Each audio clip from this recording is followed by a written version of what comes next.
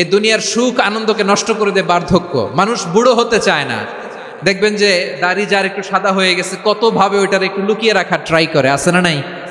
হ্যাঁ, এটারে কলব দেয়, এটারে কেউ মেহেদি দেয়, এটারে কেউ কেটে কুটে। এই যে আমারও তো পাকতেছে এদিক দিয়ে, এ তো আজ থেকে 5 বছর আগেও তো কুচকুচে দাড়ি ছিল, চুল ছিল, রং ধরা যৌবন জং ধরে শেষ। এই তো জীবন, this is the circle of life, এটাই লাইফ। এই যে পাকতেছে এইখানে, এইখানে পাকতেছে, দিস ইজ লাইফ। তো মানুষ বুড়ো হতে চায় না, কিন্তু মানুষ যতই বয়স ধরে রাখতে চাক এই দুনিয়ার জামিনে, সে কি তার বয়স লুকাতে পারে? আমার কলিজার টুকরা সিলেট, আওয়াজ করে বলেন, এই দুনিয়ার জীবনে বয়সকে ধরে রাখা যাবে?